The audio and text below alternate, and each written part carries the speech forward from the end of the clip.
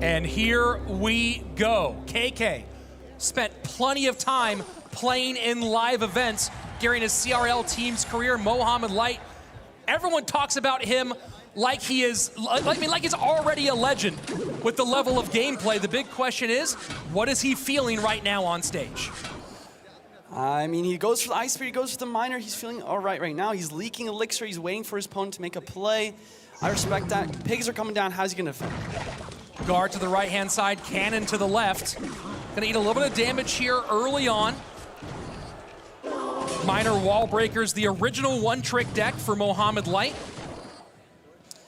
Yep, very good. I'm not sure if he's using wall breakers this time. Maybe more of a control variation with these guards. Very, very optimal card to have for defense. And the Piggies plus the EQ here for KK. We'll see if he's running Archer Queen, and yes, he is. Archer Queen versus Archer Queen. I want to say on this bottom, I'm just trying to figure out what it is. He has a giant skeleton. I wouldn't be surprised to see maybe just control in general, or maybe a balloon come out from Mo here. And that's a nice bomb deep in there, but the AQ for Mo's not going to quite connect. Even without that, though, the scores here pretty close to each other. 27-58 on Mo's bottom right-hand tower, 27-62 on the top left-hand side. Yeah, I think this is a close matchup here. I think the miner is generally going to be a little bit more consistent in damage, but all it takes is one huge pigs connection for KK to really turn it to his favor. Giant skeleton left-hand lane. Both these players playing cannon. Of course, cannon has been such a central part of the meta for a while, and we'll see with some of the work-in-progress deck balances if that maybe changed next time around. And the high cannon does get hit by the EQ.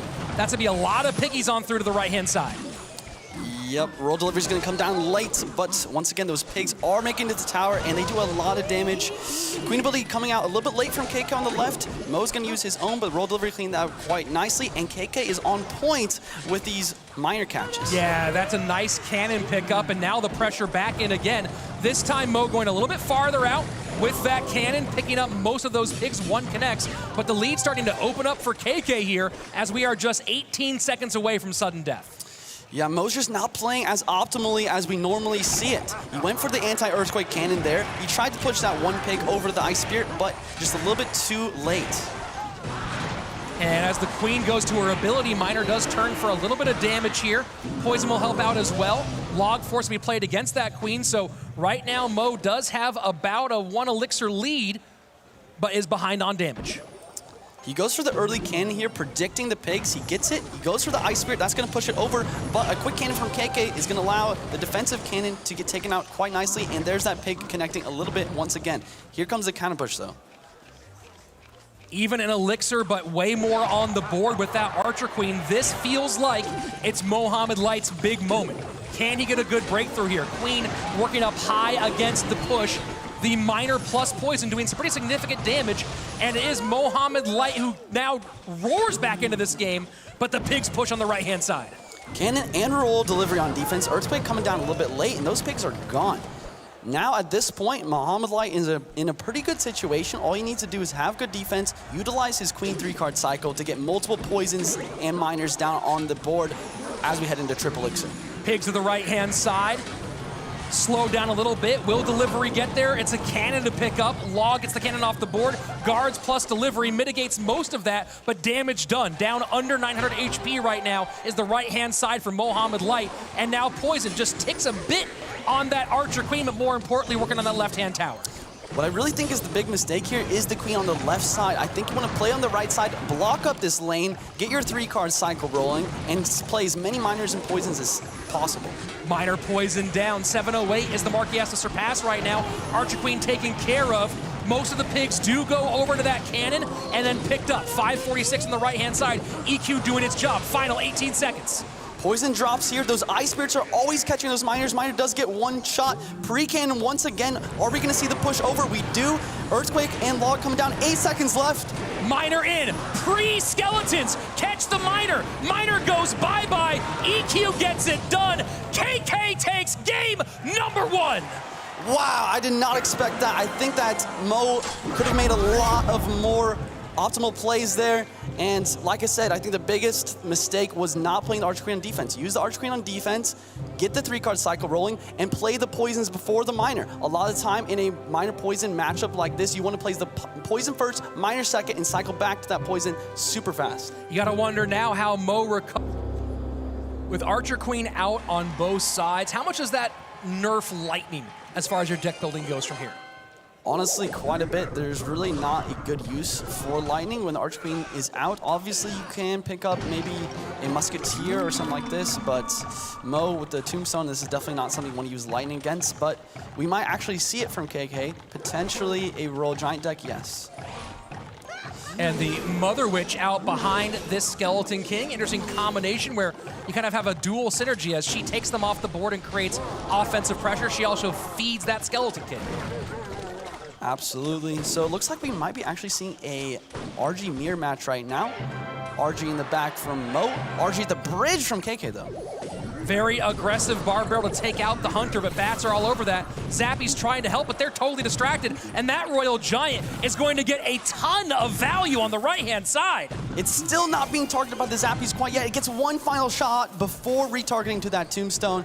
Now there's a kind of push from Mo. What does KK have for this? He gets the Fisherman down, he gets the E-Spirit to connect on absolutely everything. So much value there. Archie actually switches targeting, which is so good for him. And once again, the Fisherman going to get even more value pulling that Skelly King. That Fisherman is doing so much right now for KK. And you know, you talk about making picks as games go on. KK going to RG Fireball rather than RG Lightning, which is what he usually does. And you have the Zappies and the Mother Witch, lots of great targets for that Fireball.